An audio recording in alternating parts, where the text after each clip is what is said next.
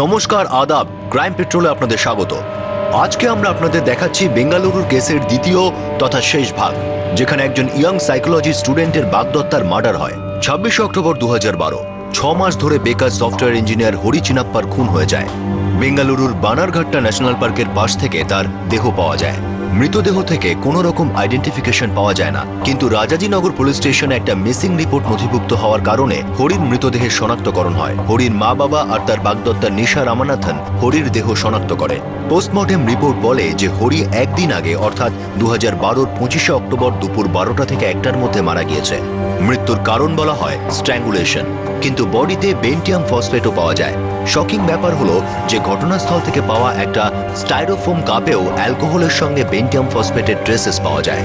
কেউ হয়তো হরিকে প্রথমে মদের সঙ্গে বেন্টিয়াম ফসফেট গুলে খাইয়ে তারপর তাকে গলা টিপে হত্যা করেছে। পুলিশ হরির সেলফোন পায় না। ফোন রেকর্ড থেকে জানা যায় যে খুনের একদিন আগে সকাল 11:15টায় হরি তার ফিয়ন্সে নিশার সঙ্গে কথা বলেছিল। নিশা খুব সহজ এবং স্বাভাবিকভাবে বলে যে হ্যাঁ, ওর সঙ্গে হরির সকালে কথা হয়েছিল, আর তার ঠিক পরেই সে হরির সঙ্গে 11:30টার সময় কুরানকুন্টি ক্রসিং এ দেখা করে। তারপর দুজনে হরির বাইকে করে বানেরঘাট্টা ন্যাশনাল পার্কের কাছে চলে যায়। পুলিশের অবাক লাগে যে নিশা এই কথাটা ওনাদের বা হরির পেরেন্টসদের কেন আগে বলেনি। নিশা জানায় যে হরি ওর সঙ্গে বিয়ে ভেঙে দিতে চাইছিল, আর ওকে এই কথাটা বলার জন্য হরি তাকে বানেরঘাট্টা ন্যাশনাল পার্কে নিয়ে যায়। পুলিশ এবার হরি যেই SMS-টা নিশাকে 1:10 পাঠিয়েছিল সেটার ব্যাপারে জানতে চায়। হরি সেটাতে নিশাকে লিখেছিল, যা হয়েছে ভালো হয়েছে, এবার আমি প্রিয়ার সঙ্গে জীবন কাটানোর জন্য মুক্ত। এবার এই কেসে একটা নতুন নাম উঠে আসে, সেটা প্রিয়া। পোস্টমর্টেম অনুযায়ী হরির মৃত্যু হয় দুপুর 12টা থেকে 1টার মধ্যে, কিন্তু হরির সেলফোন থেকে নিশার কাছে যে SMS-টা এসেছিল সেটা টাইমিং ছিল 1:10, আর সেই সঙ্গে SMS পাঠাবার লোকেশন ছিল বানেরঘাট্টা ন্যাশনাল পার্কে নয়, যেখানে হরির দেহ পাওয়া গিয়েছিল, বরং কুরানকুন্টি ক্রসিং এ। পুলিশের মনে হয় এইসব প্রশ্নগুলোর উত্তর দিতে পারবে প্রিয়া, কিন্তু ওনারা প্রিয়াকে ট্রেস করতে পারেন না। মনে হয় প্রিয়া যেন একজন কাল্পনিক চরিত্র। হরির কাছের বন্ধুদের মধ্যে প্রিয়া নামে কেউ ছিল না। নিশা ওনাদের জানায় যে সে গত 6 মাস ধরে আন্দাজ করছিল যে হরির সঙ্গে কারো অ্যাফেয়ার চলছে। ও যখন হরির শেষ SMS-টা পায় তখনই নামটাও জানতে পারে। পুলিশ নিশা আর হরির সম্পর্কে তদন্ত করে। জানা যায় যে নিশার সঙ্গে হরির 2010 সালে একটা সোশ্যাল নেটওয়ার্কিং সাইটে আলাপ হয়েছিল। অনলাইন রোম্যান্স রিয়েল লাইফেও শুরু হয়ে যায়। 2011 সেপ্টেম্বরে নিশা আর হরির সম্বন্ধ ঠিক হয়, কিন্তু 2012 ফেব্রুয়ারিতে হরির চাকরি চলে যায়। তারপরেই ওদের মধ্যে খুব সমস্যার সৃষ্টি হয়। সাইকোলজির স্টুডেন্ট নিশার কথা অনুযায়ী সে হরির ফ্রেন্ডস বুকের স্ট্যাটাস আপডেট আর কমেন্টস অ্যানালাইজ করত। তার রিডিং ছিল যে হরির কারোর সঙ্গে অ্যাফেয়ার চলছে। পুলিশ অনেক অনুসন্ধান করে জানতে পারে যে হরির ফ্রেন্ড লিস্টে প্রিয়া নামে একজন আছে, কিন্তু প্রিয়া, যে কিনা একজন ম্যানেজমেন্ট স্টুডেন্ট, সে বলে সে হরিকে চেনে না। পুলিশ তাকে ফ্রেন্ডস বুকে তাদের বন্ধুত্ব করার প্রমাণ দেয়। প্রিয়া ভেবাচাকা খেয়ে বলে যে সে কখনো কখনো অপরিচিতদের ফ্রেন্ড রিকোয়েস্ট অ্যাকসেপ্ট করে নেয়, আর হরি তাদের মধ্যে থেকে হয়তো একজন হতে পারে। সে খুব জোর দিয়ে বলে যে সে হরিকে অনলাইনেও চেনে না। এবার পুলিশের সন্দেহ হয় যে সাইকোলজিতে ডুবে থাকা স্টুডেন্ট নিশা তাদের সঙ্গে হয়তো কোনো মাইন্ড গেম খেলছে। ওনারাও সেলফোন রেকর্ড ট্রেস করেন, আর একটা নাম্বারে ওনাদের দৃষ্টি আটকে যায়। সেটা বেলগাঁওয়ের কোনো এক নাগেশ গৌড়া নামে কারো নাম্বার। নিশা যার সঙ্গে রেগুলার টাচে ছিল। এবার তারপর সাইকোলজির স্টুডেন্ট খুব চালাকি করছে আমাদের সাথে। তুলে আনবো স্যার? নো, আগে নাগেশ গৌড়ার সাথে একটু বোঝাপড়া করে নি, তারপরে এই সাইকোলজিক্যাল খেলার রুলস আমরা বানাবো।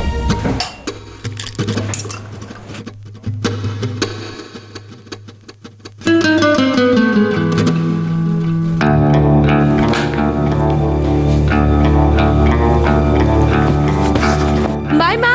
বাই সোনা।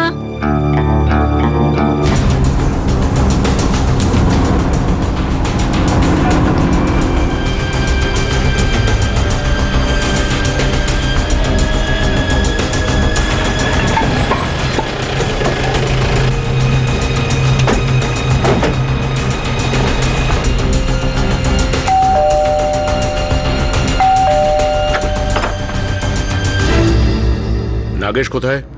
আপনারা কে? 24 আর 25 অক্টোবর আপনাদের ছেলে নাগেশ বেঙ্গালুরু গেছিল নাকি? আগে হ্যাঁ। কেন? জানি না, বলেছিল জরুরি কাজ আছে। এখন সে কোথায়? কলেজে, মারাঠা কলোনির পাশেই।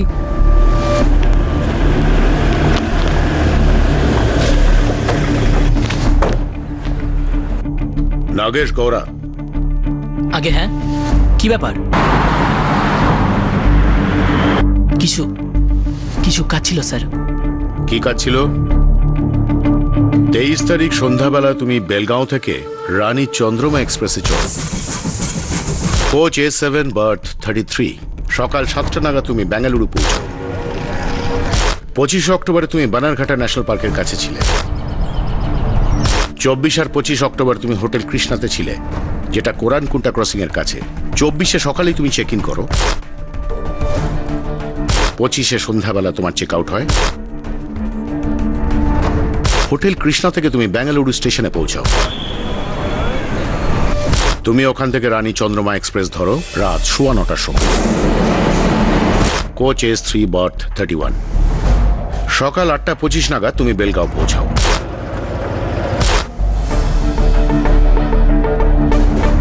এই হলো তোমার বেলগাঁও বেঙ্গালুরু যাত্রা পোস্টমর্টেম রিপোর্ট। এখন তুমি আমাদের বলবে যে 24 আর 25 অক্টোবরে তুমি বেঙ্গালুরুতে কি করছিলে।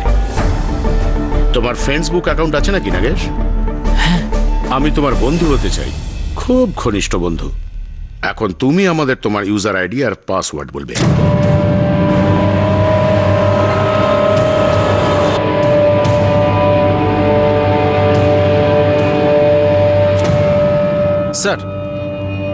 স্যার, নিশা আর এই নাগেশের মধ্যে গভীর বন্ধুত্ব, বা বন্ধুত্বের থেকে বেশি কিছু। এপ্রিল 2012 থেকে ওদের চ্যাটিং চলছে। নাগেশ, নিশা খুব বুদ্ধিমতী একটা মেয়ে, সাইকোলজিতে মাস্টার্স করছে আর লোকের সঙ্গে মাইন্ড গেম খেলতে সিদ্ধহস্ত। তোমার হয়তো মনে হচ্ছে যে ও তোমার খুব ঘনিষ্ঠ, কিন্তু আসলে তুমি জেলের প্রায় ভিতরে। ও তোমাকে ইউজ করেছে এই ক্রাইমে। এখন চুপচাপ সবকিছু বলে ফেলো, না হলে পরে আর কিছু বলার মতো অবস্থায় থাকবে না।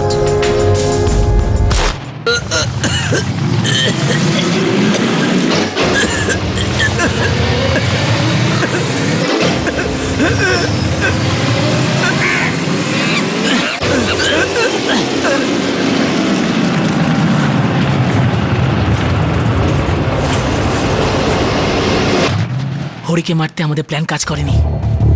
তখন আমি ওকে গলা টিপে মেরে দিলাম। তাহলে প্ল্যানটা কি ছিল? ওকে বেন্টিয়াম ফসফেট খাইয়ে মারাচ্ছিল। এই প্ল্যানটা নিশার ছিল? হ্যাঁ স্যার। হরির মৃত্যুর সময় ও সেখানে ছিল? হ্যাঁ স্যার, ও ওখানেই ছিল। নিশা, নিশা, নিশা। নাগেশ,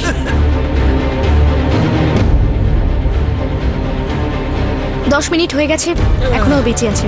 হয়তো বিষটা ঠিক মতো কাজ করছে না।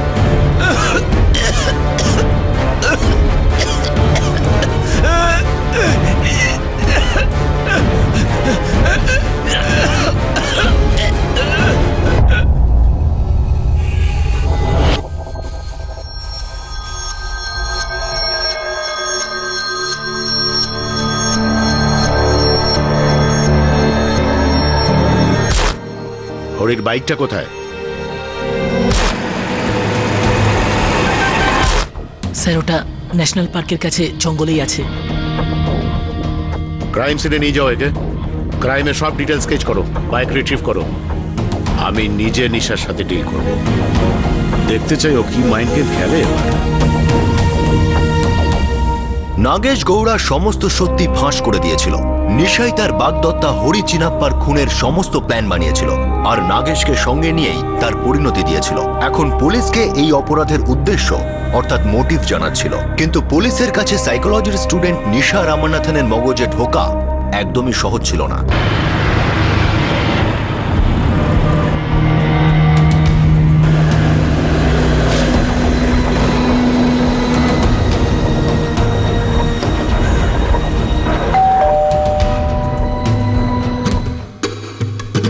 What nonsense! আপনি বিনা প্রমাণে আমার মেয়ের ওপর দোষারোপ কি করে করতে পারেন?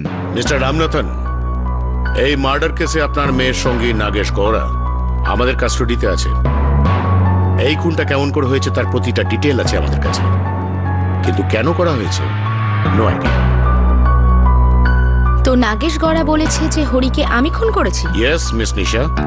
আমি বলছি যে জন এফ কেনেডিকে আপনি মেরেছেন। একই ব্যাপার হলো। আমার এখন হরি সত্যটা জানবার কোনো ইন্টারেস্ট নেই। আমি নিজের টাইম ওয়েস্ট করতে চাই না। আমার কাছে এই চ্যাপ্টারটা এখন ক্লোজড। অ্যাকচুয়ালি আমি এই চ্যাপ্টারটাকে চিরদিনের মতো ক্লোজ করতে চাই। সেপ্টেম্বর 15, 2012-তে তুমি এই মেসেজ নাগেশ গৌড়ার ফ্রেন্ডস বুকের ইনবক্সে পাঠিয়েছিলে। খুব রিসার্চ করে লিখেছিলে এটা। ট্রুথ সিরামের ব্যাপারে প্রায় সমস্ত তথ্যই তুমি সংগ্রহ করেছিলে। এটাকে ব্যবহার করবার পদ্ধতি জেনেছিলে, রিসার্চ করেছিলে। ইনফ্যাক্ট তুমি তোমার টিচার প্রফেসর বৈদ্যকেও এই ব্যাপারে জিজ্ঞেস করেছিলে, তাই না?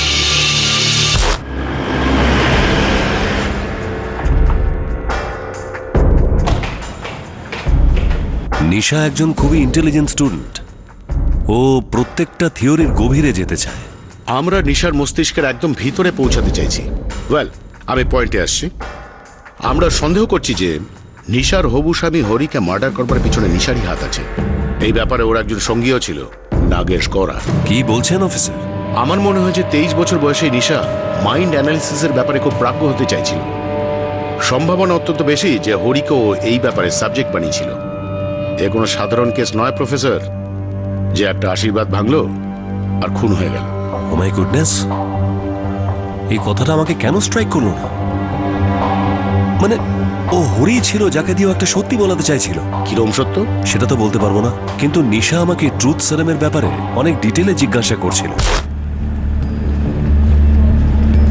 বেসিকটা তো তুমি জানো নিশা, যে ট্রুথ সিরাম একটা কেমিক্যাল কম্পাউন্ড যেটা সাবজেক্টের মধ্যে ইনজেক্ট করা হয় জিজ্ঞাসাবাদের সময় সত্যিটা বলাবার জন্য। কিন্তু হ্যাঁ, এটার জন্য সাবজেক্টের সম্মতি এবং কোর্টের অর্ডারের দরকার হয়। এই কেমিক্যাল কম্পাউন্ড কিভাবে সাবজেক্টকে সত্যিটা বলায়? ট্রুথ সিরামে একটা কেমিক্যাল থাকে যেটা আমাদের সেন্ট্রাল নার্ভাস সিস্টেমকে ডিপ্রেসড করে দেয়। আর এটা সেই কারণেই যে সাবজেক্টের কনসিয়াস মাইন্ড হয়ে যায়, কিন্তু সাবজেক্ট নয়। ও নিজের আনকনসিয়াস মাইন্ড থেকে রেসপন্ড করতে থাকে। তাহলে স্যার ট্রুথ সিরাম সত্যি এফেক্টিভ একটা উপায় সত্যিটা বলানোর। কি ব্যাপার নিশা, আজকাল ট্রুথ সিরামের উপর অনেক বেশি রিসার্চ করছো দেখছি। তুমি আবার কাউকে তোমার সাবজেক্ট বানিয়ে নাওনি তো? অফকোর্স নট স্যার, আমি তো বাস স্টাডি করছিলাম। তোমার সাবজেক্ট হরি ছিল। তুমি হরিকে দিয়ে কিছু সত্যি কথা বলাতে চেয়েছিলে। কি সেই সত্যিটা? ওর অ্যাফেয়ার্স। তুমি তোমার সাইকোলজি স্টাডিকে ক্লাসরুমের বাইরে রিয়েল লাইফে অ্যাপ্লাই করছিলে। মানুষের বডি ল্যাঙ্গুয়েজের সঙ্গে তার বক্তব্যকেও এক্সামিন করছিলে। মানুষের লেখা শব্দের পিছনে যে মানসিকতা থাকে তাকে খুঁজতে চাইছিলে। Reading between the lines, right? কিন্তু কেউ একটা ছিল যে জানতে পেরেছিল যে তুমি কোনো একটা ব্যাপারে ডিস্টার্ব আছো। কি ছিল সেই কথাটা? হরি। তোমার মতে হরি তোমার সঙ্গে ঠিক কমিউনিকেট করতে পারছিল না। সেই কারণে তুমি আঘাত পাও, রেগে যাও। তারপর তুমি ওর ফ্রেন্ডস বুক আপডেটগুলোকে অ্যানালাইজ করতে শুরু করো। খুব সূক্ষ্মভাবে তুমি ওর প্রতিটা স্টেটাসে, লাইকের, মেসেজের চুল চেরা বিশ্লেষণ করতে থাকো। কিছু মানুষ এটা কেন বোঝে না যে যখন কেউ হতাশা অনুভব করে তাকে বিরক্ত করা উচিত নয়, তাকে একলা ছেড়ে দেওয়া উচিত। এরকম সময় আপনি এটা বুঝতে পারেন যে আপনি ওই মানুষটার থেকে ডিসকানেক্ট হয়ে গেছেন, আর তারপর আপনি এটা উপলব্ধি করেন যে জীবনের কিছু সিদ্ধান্তকে দ্বিতীয়বার ভাবা উচিত।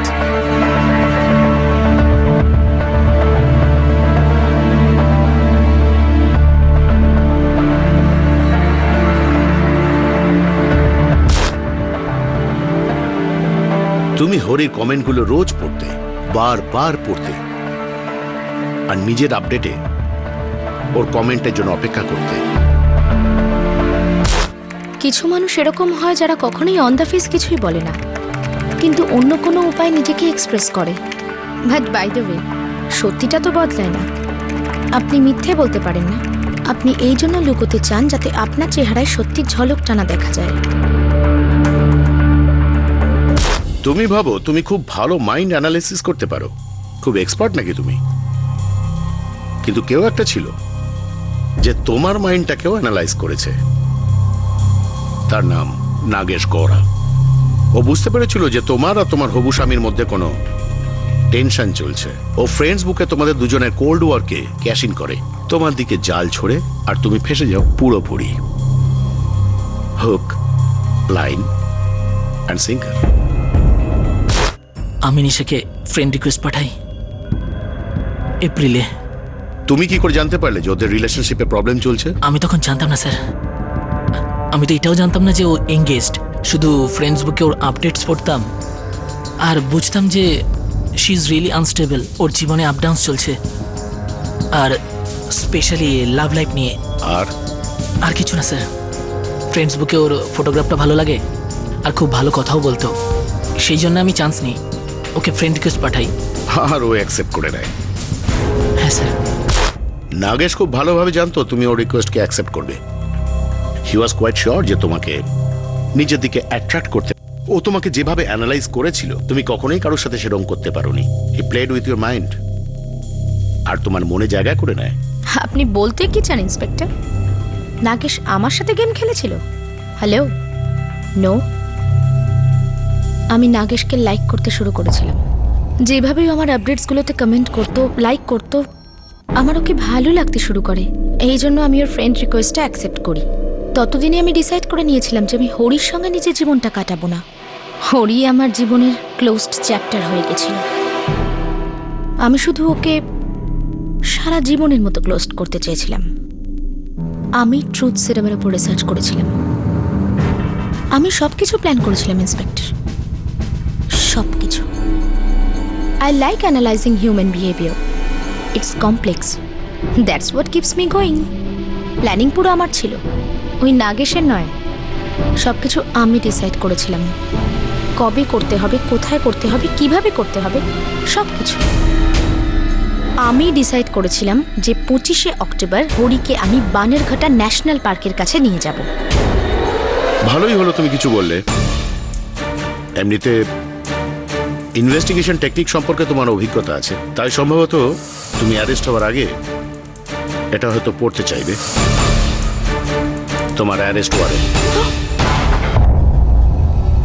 শেষ পর্যন্ত পুলিশ নিশাকে এনে সেই জায়গায় দাঁড় করিয়ে দিয়েছিল যেখানে নিশাকে স্বীকার করতেই হতো। আসলেও সৃষ্টি করা পুরো প্ল্যানটা খুবই অদ্ভুত ছিল, শকিং ছিল। আর এই প্ল্যানিং, এই খুনের পিছনে ছিল একটা সাংঘাতিক উদ্দেশ্য। বলা হয় নিজের মনকে মস্তিষ্কের উপর প্রভাব ফেলতে দিও না, কিন্তু এই কেসে মস্তিষ্ক মনকে গোলাম বানিয়ে নাচাচ্ছিল। আর এই নাচটা ছিল আসন্ন মৃত্যুর তাণ্ডবের ইঙ্গিত। নিশা, নিশা আমাদের হরির সঙ্গে এরকম কি করে করতে পারে?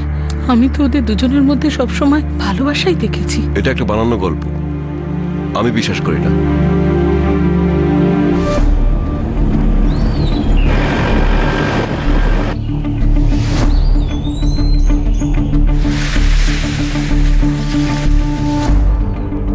হরির লাশটাকে ফেলে দেওয়ার পর আমরা বাইকটা এখানে লুকিয়ে ফেলি। আর হরিকে তোমরা কোথায় মেরেছিলে? এখান থেকে 2 কিলোমিটার দূরে।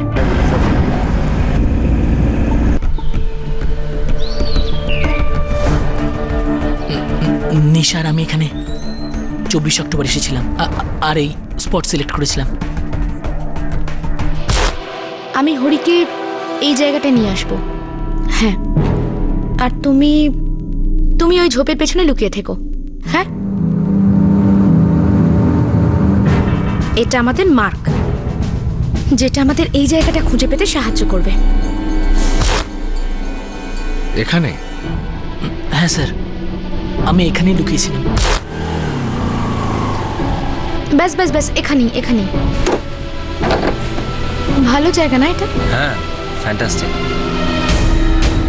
Well, it's really nice place. Nisha, দাও।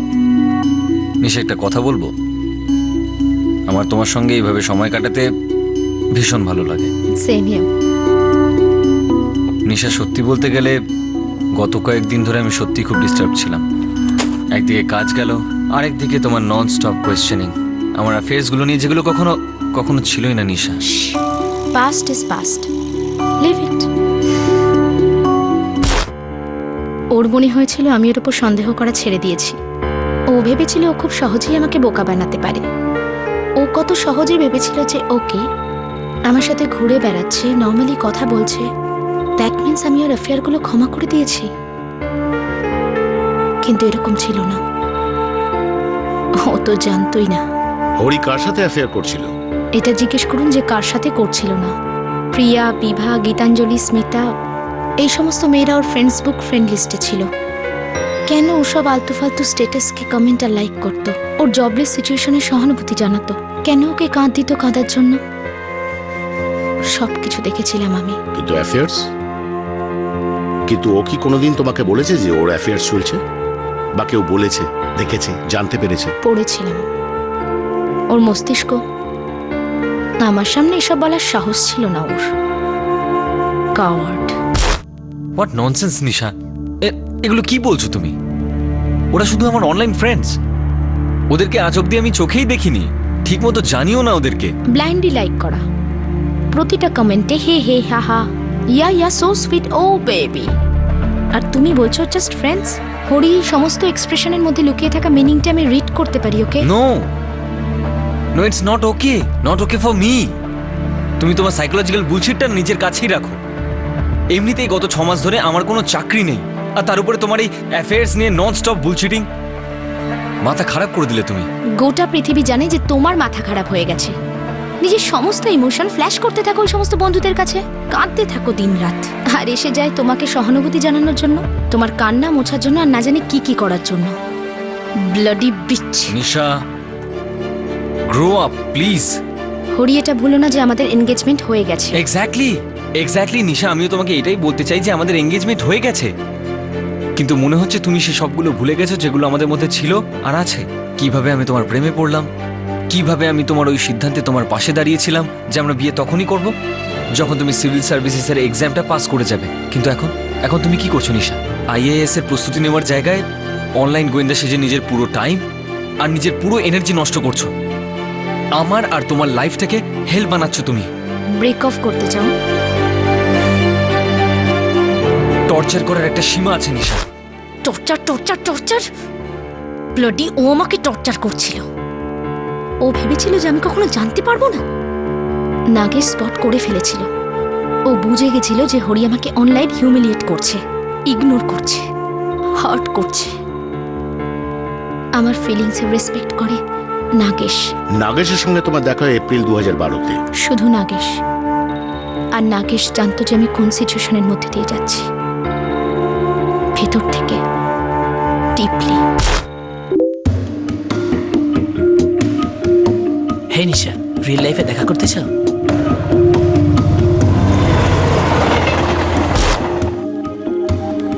বেলগাঁও কাছে ছিল না, ওভারনাইট জার্নি।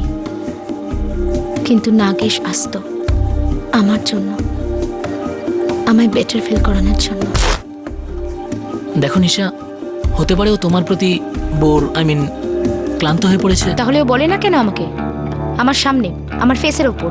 হতে পারে ও তোমার সাথে কোনো মাইন্ড গেম খেলছে, বা এটাও হতে পারে যে he wants to have a cake and eat two.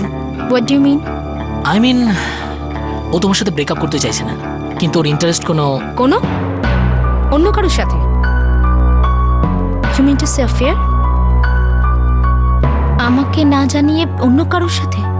Yeah, it's a possibility.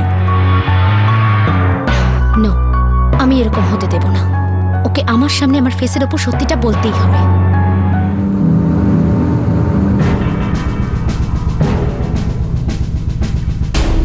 আমি অনেক রাত জেগেছি এটা ভেবে যে হরির মুখ দিয়ে কি করে সত্যিটা বের করব। ট্রুথ সিরামে একটা কেমিক্যাল থাকে যেটা আমাদের সেন্ট্রাল নার্ভাস সিস্টেমকে ডিপ্রেসড করে দেয়। তাহলে স্যার ট্রুথ সিরাম সত্যি এফেক্টিভ একটা উপায় সত্যিটা বলানো? Truth serum? তোমার কোনো ধারণা আছে? এগুলো ক্রিমিনালদের দেওয়া হয়, আর তুমি নিজের ফিয়ান্সের উপরে অ্যাপ্লাই করতে যাচ্ছিলে। ক্রিমিনাল কাকে বলে স্যার? যে ক্রাইম করে, রাইট? হরি ক্রাইম করেছিল। হরি আমাকে মিথ্যে কথা বলেছিল, আমার সাথে চিটিং করেছিল। ওর মাথাটা ক্রিমিনালের মতো হয়ে গেছিল স্যার। রিভার্স, উল্টো। তুমি এখন সাইকোলজির লাইনটাকে ক্রস করে ফেললে। তোমার ভাষা নলেজকে তুমি ক্রিমিনাল অ্যাক্টিভিটিতে ইউজ করলে। You are the criminal mind, young lady. বেন্টিয়াম ফসফেট কোথায় পেলে?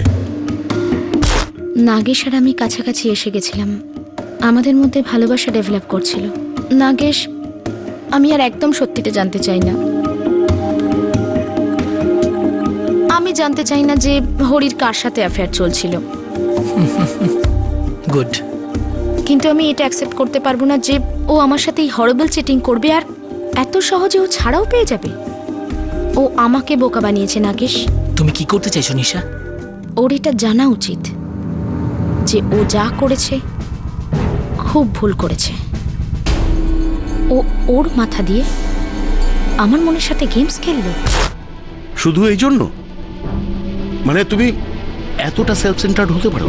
তুমি এরকম ভাবলে যে হরির কোনো অ্যাফেয়ার চলছে, এরকম ভাবলে যে তোমাকে রিজেক্ট করা হয়েছে, আর শুধু এই ধারণার বশবর্তী হয়ে তুমি হরিকে মার্ডার করে দিলে?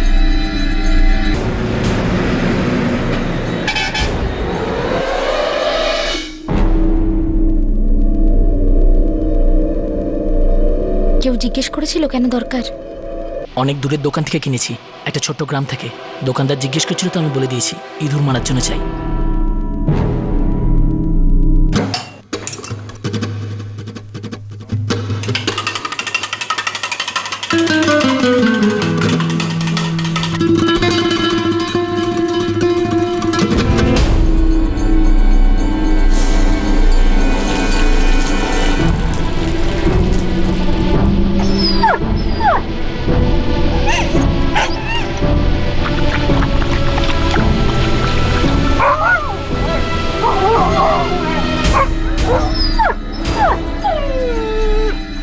তুমি একটা অবলা পশুকে মেরে ফেললে শুধু এটা চেক করবার জন্য যে বিষ কাজ করছে কিনা।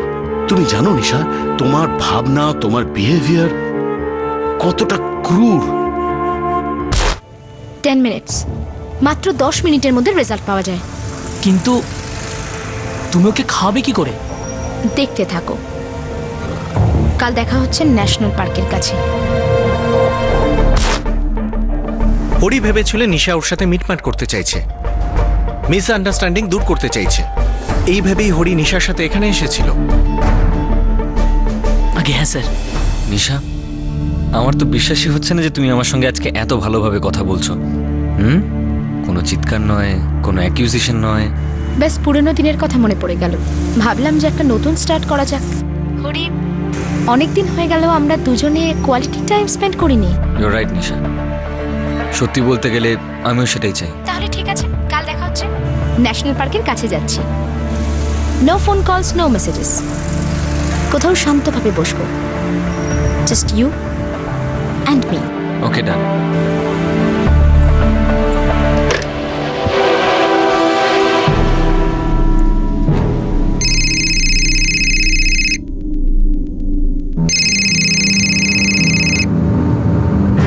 হ্যালো।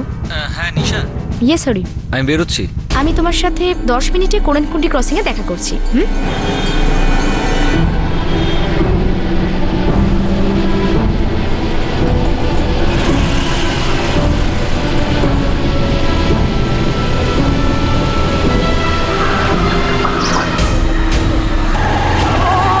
তাহলে এটা মিথ্যা ছিল যে হরি তোমার সঙ্গে ব্রেকআপ করতে চাইছিল? না, সত্যি ছিল। ওর বডি ল্যাঙ্গুয়েজ বলছিল যে ও আমার সাথে ব্রেকআপ করতে চায়। ওর ফ্রেন্ডসবুক স্ট্যাটাসের সাবটেক্সট বলছিল যে ওই সম্পর্কটা ভাঙতে চায়। শুধু ওর সাহস ছিল না আমাকে এসে ফেস টু ফেস বলার। সেই জন্য তুমি ওকে প্যাচ আপ করবার অজুহাত দিয়ে ডেকে পাঠালে, ওর পার্মানেন্ট প্যাক আপ করিয়ে দিলে। ওকে শিক্ষা তো দেওয়ারই ছিল। কেউ আমার সাথে এরকম মিথ্যে কথা বলতে পারে না, চিটিং করতে পারে না কেউ আমার সাথে এভাবে। নেভার। নিশা, সত্যি বলতে গেলে গত কয়েকদিন ধরে আমি সত্যি খুব ডিস্টার্ব ছিলাম। একদিকে কাজ গেল, আরেকদিকে তোমার নন স্টপ কোয়েশ্চেনিং আমার অ্যাফেয়ার্সগুলো নিয়ে, যেগুলো কখনো কখনো ছিলই না Nisha. Past is past, leave it. এই ভডকা, কিন্তু যতদূর আমি জানি আমাদের 2.5 বছরের রিলেশনে কখনো আমরা একসাথে বসে ড্রিঙ্ক করিনি, রাইট? তার মানে তো এটা নয় যে তুমি ড্রিঙ্ক করো না। হ্যাঁ হ্যাঁ, অফকোর্স। আর তার মানে এটাও নয় যে আমি জানি না যে তুমি ড্রিঙ্ক করো। কিন্তু কিন্তু তুমি কি করে জানলে যে আমি ড্রিঙ্ক করি? Body language, mind reading. আমি মানুষকে খুব ভালোভাবে অ্যানালাইজ করতে পারি হরি। হ্যাঁ আমি জানি। চিয়ার্স। চিয়ার্স।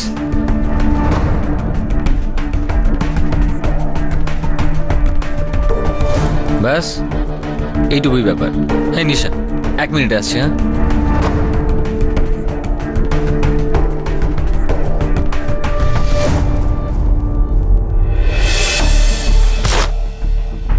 নিশার সুযোগ পেয়ে গেল হরি ড্রিঙ্কে ওই কেমিক্যালটা মেশানোর।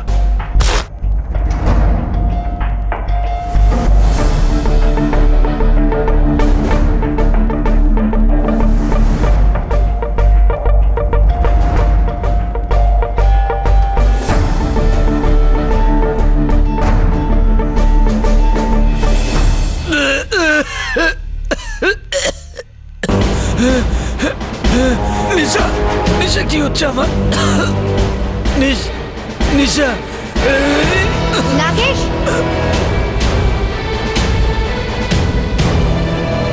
10 মিনিট হয়ে গেছে, এখনো বেঁচে আছে। মনে হচ্ছে বিষটা কাজ করছে না।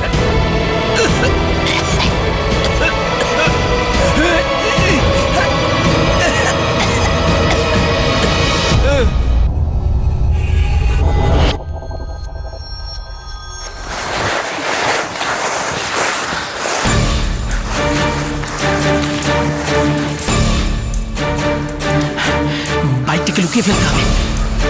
চলো।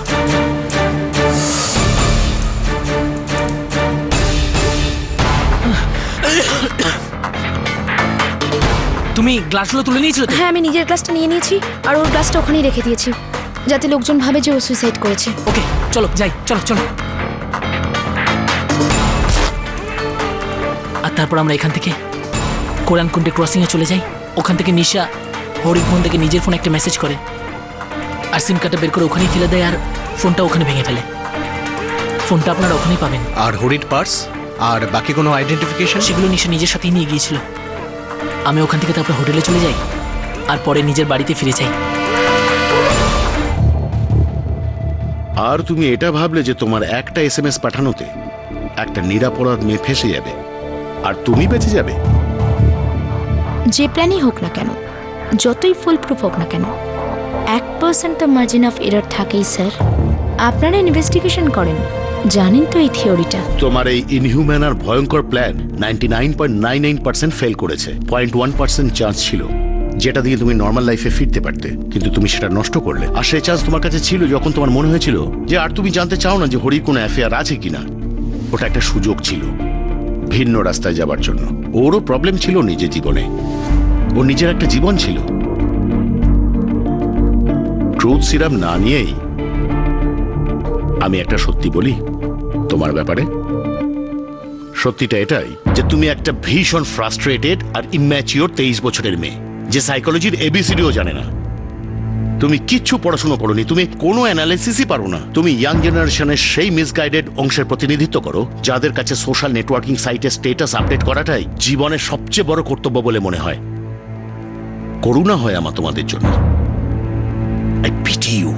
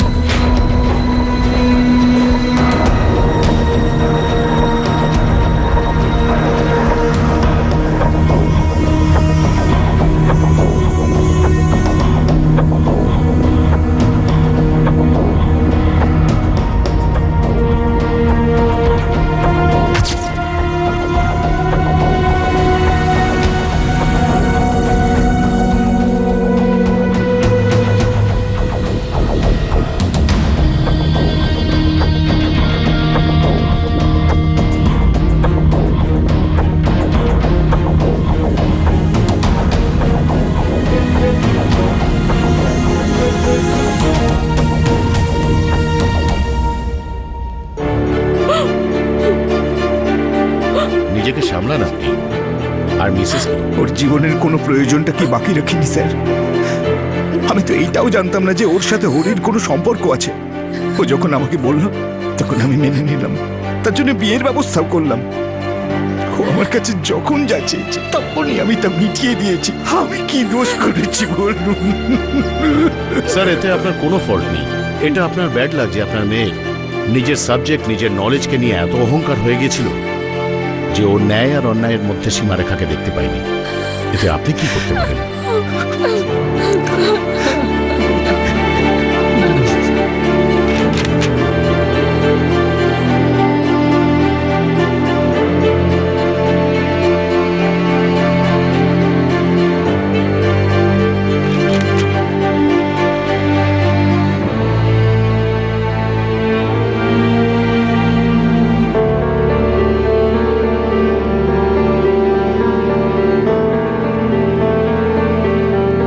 যে কোনো লোককে নিজের স্টাডির সাবজেক্ট করে তুলো না।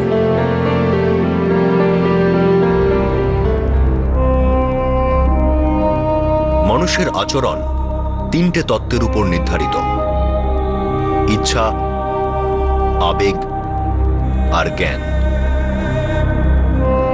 পুলিশ আপাতত চার্জশিট তৈরি করছে। এই কেসটা বেঙ্গালুরু শহরকে নাড়িয়ে রেখে দিয়েছিল, আর সেই সঙ্গে এই কেসটা বেঙ্গালুরুবাসীদের তাদের শহরে ঘটা একটা পুরনো কেসকেও মনে করিয়ে দিয়েছিল, যেখানে একটা মেয়ে তার প্রেমিককে সঙ্গে করে তার বাগদত্তাকে খুন করেছিল। সেই মেয়েটি আর তার প্রেমিক এখন যাবজ্জীবন শাস্তি ভোগ করছে। আর এটাকে একটা অদ্ভুত যোগাযোগ বলা যায় যে এই কেসটায় নিশা তার প্ল্যানকে পরিণতি দেওয়ার জন্য এই পুরো কেসটার ইন্টারনেটে খুব সুন্দরভাবে রিসার্চ করেছিল। প্রথমবারের কেসটায় সেই মেয়েটি যেই ভুলগুলো করেছিল, নিশা সেই সবকিছু অ্যাভয়েড করে আর ভাবে যে সে একটা পারফেক্ট প্ল্যান বানিয়েছে। নিজেকে নিজে এসএমএস পাঠানো নিশার কাছে পুলিশকে হতবাক করার একটা মাস্টার স্ট্রোক ছিল। কিন্তু নিশা এটা ভুলে গিয়েছিল যে সে হয়তো পুরনো কেসটার ভুলগুলো করছে না, কিন্তু তার নিজের ভুলগুলো তো করতেই হতো, কারণ পারফেক্ট ক্রাইম এক্সিস্টই করে না। এরকম নয় যে এই ধরনের ক্রাইম ইন্টারনেট আর সোশ্যাল নেটওয়ার্কিং সাইটগুলি আসার আগে ঘটতই না। এরকম না যে ইন্টারনেট আসার আগে মানুষের বিকৃত বুদ্ধি প্রকাশ পেত না। কিন্তু এই কেসটা শুধু আমাদের শক করে না, বরং হতবাক করে রেখে দেয়। যে কোনো বিষয় নিয়ে পড়াশোনা করাটা ভীষণই ভালো ব্যাপার, কিন্তু তখনই যখন সেই বিদ্যা, সেই জ্ঞানের ব্যবহার সঠিক কাজে করা হয়। কিন্তু সেই নলেজের সঙ্গে জঘন্য এবং খারাপ এক্সপেরিমেন্ট করা, নিজের সাবজেক্টের সঙ্গে অবসেসড হয়ে যাওয়া খুবই বিপজ্জনক ব্যাপার। তার উপর সোশ্যাল নেটওয়ার্কিং সাইটগুলোতে যে ফেসলেস, কেয়ারলেস ইন্টারাকশন হয়ে থাকে, সেগুলো বিষয়টা আরো জটিল করে তোলে। প্রত্যেক অনলাইন আচরণকে সব ধরনের ইন্টারপ্রিটেশনের জন্য উন্মুক্ত রেখে দেয়। একজন সাইকোলজির স্টুডেন্ট সোশ্যাল নেটওয়ার্কিং সাইটে স্ট্যাটাস আপডেট অ্যানালাইজ করে, মাইন্ড রিডিং করার দাবি করে, আর তাও নিজের লাভ লাইফের ব্যাপারে। এটা একটা ডেঞ্জারাস কম্বিনেশন ছিল, আর খুব সাংঘাতিক প্রমাণিত হলো। নিশার নিজের ডাউট, নিজের ইন্টারপ্রিটেশন, নিজের অহংকার আর নিজেকে রিজেক্টেড ফিল করা। দুর্ভাগ্যবশত এই সব কিছুর মধ্যে নিশা নিজের ফিলিংকে রিড করতে পারলো না, কন্ট্রোল করতে পারলো না।